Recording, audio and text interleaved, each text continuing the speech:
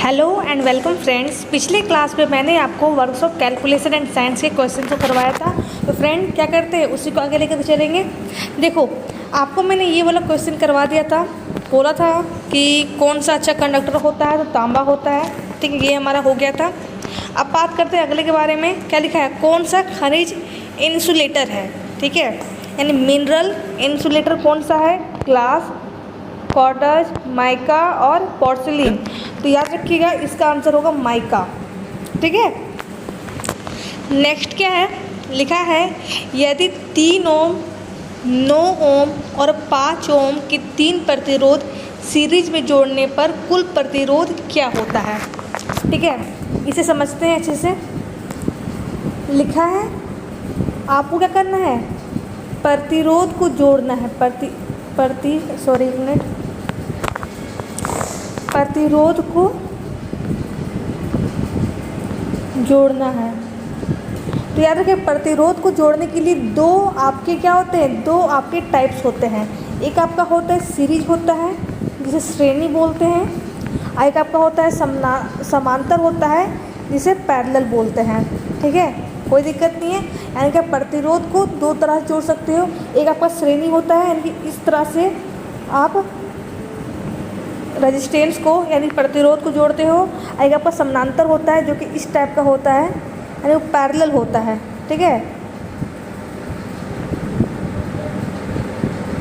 ठीक है। तो ये क्या आपका सीरीज हो गया, ये आपका पैरेलल हो गया।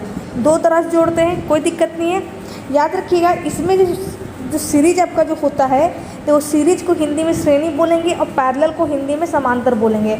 सीरीज का फॉर्मूला क्या होता है, R equivalent equal to R1 plus R2 dot dot. ठीक है, और समांतर में क्या होता है, 1 by R equivalent equal to 1 by R1 plus 1 by R2। ठीक है, ये आपका सीरीज हो गया, ये आपका पैरेलल हो गया। तो दो तरह से आप प्रतिरोध को जोड़ सकते हो। दोनों का फॉर्मूला याद रखना, कोई दिक्कत नहीं है। अब देखो, यहाँ जो कह रहा है, यहाँ पर आपकी क्या है, 3 रेजिस्टेंस है, 3 प्रतिरोध, एक है 3, एक है 9, एक है 5। तीनों प्रतिरोध को किस में जोड़ना है, सीरीज में जोड़ना है। सीरीज को क्या बोलते हैं, श्रेणी बोलते हैं। यानी कि आपको इस तरह से जोड़ना है। ये आपका R1 हो गया, ये R2 हो गया, R1 हो गया, R2, और ये हो गया आपका R3। कोई दिक्कत नहीं है। अब क्या है इसमें, ये आपका 3 ओम है, 3 ओम, ये आपका है 9 ओम, और ये आपका है 5 ओम। तो फॉर्मूला क्या होता है, अभी मैंने बोला आर इक्विवेलेंट इक्वल टू क्या होता है, R1 plus R2 plus R3। तो R1 कितना है, 3, R2 9 और R3 कितना है, 5। तो 9 5 14, 14 और 3 17। क्या होगा, 17 ओम इसका राइट आंसर होगा। कोई, तो ये क्या आपका 17 ओम। ठीक है फ्रेंड्स, नेक्स्ट क्या है, फिर से आपका है कनेक्शन, है कनेक्शन ऑफ रेजिस्टेंस है। क्या लिखा है, 4 ओम और 6 ओम की 2 प्रतिरोध को समानांतर में जोड़ने पर कुल प्रतिरोध क्या होता है। कैसे जोड़ना है, समानांतर में जोड़ना है।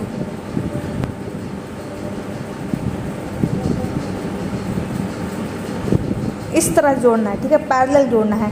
ये आपका 4 है, ये आपका 6 है।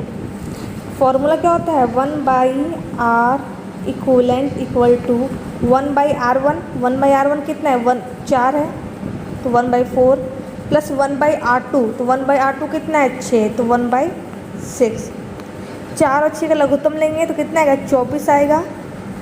तो 4 छके 24, तो 6 छके 24, तो 4, तो कितना आएगा, 10/24। ठीक है, तो देखो 1 by R equivalent, R equivalent का मतलब क्या है, समतुल्य प्रतिरोध। उसका मान कितना है, 10/24 है ना। लेकिन आपको आर इक्विवेलेंट का मान निकालना है। ठीक है, किसका मान निकालना है, आर इक्विवेलेंट का। तो इसे पलट देंगे, किसे पलट देंगे, इसे पलट देंगे। तो आर इक्विवेलेंट बटा 1, तो बटे 1 की तो कोई वैल्यू नहीं होती है, इसे हटा देंगे। तो 10/24 है, तो 24/10 हो जाएगा। समझे बात को। अगर इसे पलटेंगे, इसे अगर उल्टा कर देंगे तो इसे भी उल्टा कर देंगे। तो 10/24 था तो 24/10 हो जाएगा। ठीक है, एक जीरो हटाएंगे तो एक अंक के बाद डेसिमल लगाएंगे तो 2.4 ओम इसका राइट आंसर होगा। 2.4 ओम, इसमें ऑप्शंस नहीं दिए हैं। ठीक है, तो यही आपका राइट आंसर है। अगला क्या है, फिर से है 4 ओम, 6 ओम और 8 ओम के 3 प्रतिरोध को समानांतर में जोड़ने पर कुल प्रतिरोध क्या होता है। तो मैं सीधा आपको फॉर्मूले से बता देती हूँ। 1/R equivalent equal to 1/R1 plus 1/R2 plus 1/R3। तो 1/R1 कितना है, 1/4 है। 1/R2 कितना है, 1/6 है। ठीक है, और 1/R3 कितना है, 1/3। 1/R3 कितना, 8 है। तो 4 और 6 और 8 का लघुत्तम कितना लेंगे, इसका लघुत्तम ले लेंगे 24 ले लेंगे। ठीक है, ये पता होगा कि 24 क्या होगा, वो एक 4 के पहाड़े में भी आता है, 6 के पहाड़े में भी आता है और 8 के पहाड़े में भी आता है। तो 4 छके 24 तो 6, 6 चौके 24 तो 4 और 8 तिया 24 तो 3। तो 6 4 10, 10 और 3 13,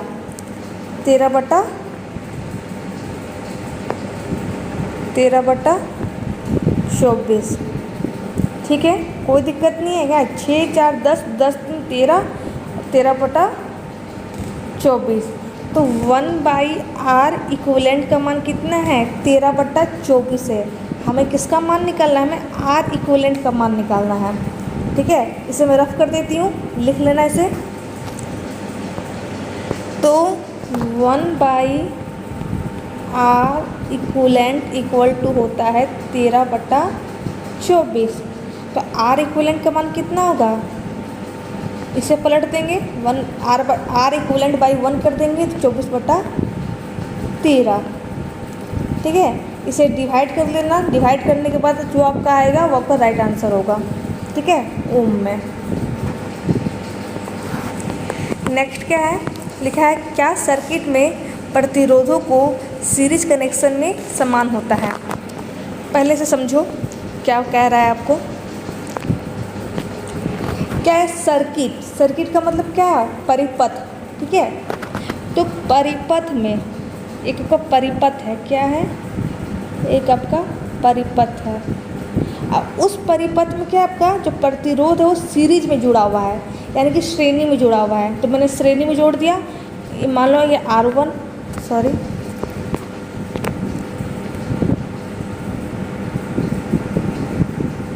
मान लो ये आपका R1 है, ये R2 है और ये R3 है। ठीक है, मैंने प्रतिरोध को श्रेणी में जोड़ दिया, सीरीज में जोड़ दिया। अब मैं इसका सर्किट बना देती हूँ, परिपथ बना देती हूँ। ये वो बैटरी हो गया। ठीक है, ये प्लस है, ये माइनस है।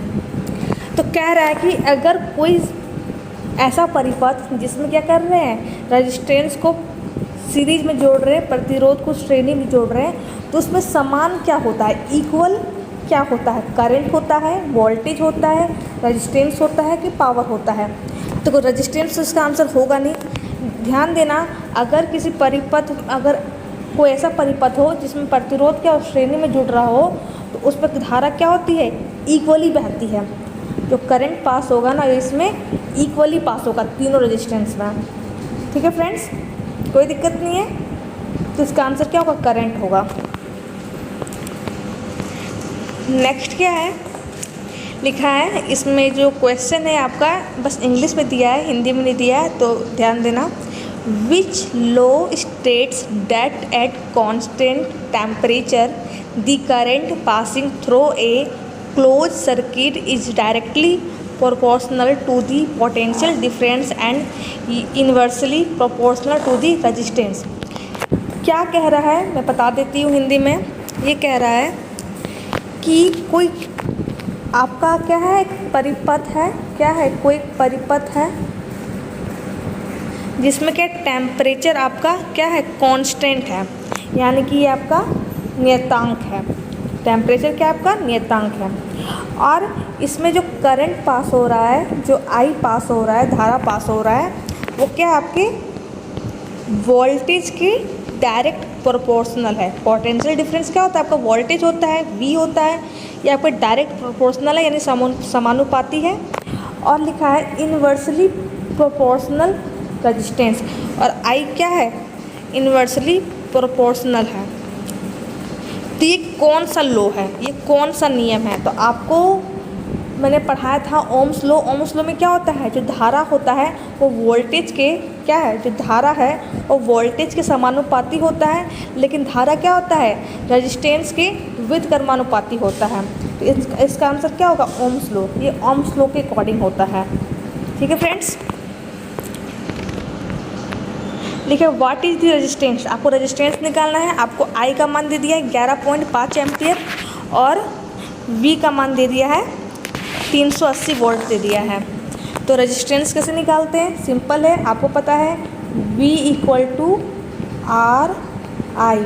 वी का मान कितना है 380 है, आर का मान कितना है निकालना है, इंटू आई का मान कितना है 11.5 है। तो 380, अब देखो यहाँ पर ये मल्टीप्लाई में है ना, इसको इस साइड लेकर के जाएंगे तो ये डिवाइड में कन्वर्ट हो जाएगा। तो डिवाइड में कन्वर्ट हो गया, क्या है कौन, ये पॉइंट है, ठीक है, यहाँ पर 11.5 इक्वल टू आर। अब देखो ये आपका पॉइंट है ना, तो इस पॉइंट को हटाएंगे तो एक जीरो हमारा ये लग जाएगा। तो आर बराबर कितना हो गया 3800 बटा 115। तो सिंपल है, आप बस इसे डिवाइड कर लेना। डिवाइड जो कर लोगे ना तो रेजिस्टेंस का मान आपका आ जाएगा, बस डिवाइड कर लेना आप खुद से।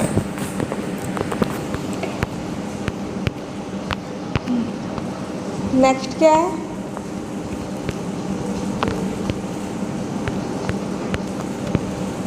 फिर से what is the current, current निकालना है कि करंट क्या है।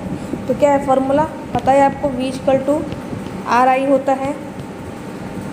ठीक है, V कितना दे दिया, V आपको 220 वोल्ट दिया है।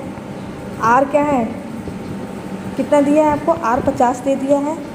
I क्या है आपको निकालना है। तो 0 से 0 कट हो गया हमारा 22। ये हम मल्टीप्लाई में इस साइड लेकर के आएंगे तो हमारा डिवाइड में कन्वर्ट हो जाएगा। तो क्या होगा 22 बटा 5 को डिवाइड करो तो 5 चौके 20। ठीक है, कितना बचा 2, लगाएंगे डेसिमल, बनेगा 20, 5 चौके 20। तो कितना आ गया 4.4 एम्पियर इक्वल टू आई। तो 4.4 एम्पियर इसका राइट आंसर होगा। कहाँ है 4.4, देखो डी नंबर में 4.4 एम्पियर। ठीक है, देखो अगला भी सिंपल है आपका, what is the volt, voltage निकालना है, निकालते हैं voltage. V equal to R I, V निकालना है। R कितना दे दिया है, R आपको दे दिया है 250। I कितने दे दिया है आपको 0.44। ठीक है, तो कितना होगा 25 चौके 100 के 0 हाथ में 10, 25 चौके 100 और 10 110। कितने के बाद डेसिमल है, 2 अंक के बाद डेसिमल है, तो 2 0 कट, कितना गया हमारा 110 वोल्टेज। ठीक है, तो 110 वोल्टेज कहाँ है, देखो डी नंबर में है 110 वोल्टेज। ठीक है फ्रेंड्स, तो फ्रेंड ये क्वेश्चन अगले क्लास में करेंगे। तो आज के क्लास में कोई भी क्वेश्चन में कोई भी दिक्कत हो कमेंट बॉक्स में कमेंट करो। अगर आज का वीडियो अच्छा लगा हो तो वीडियो को लाइक करना, अगर नए हो तो चैनल को सब्सक्राइब करना। Thank you.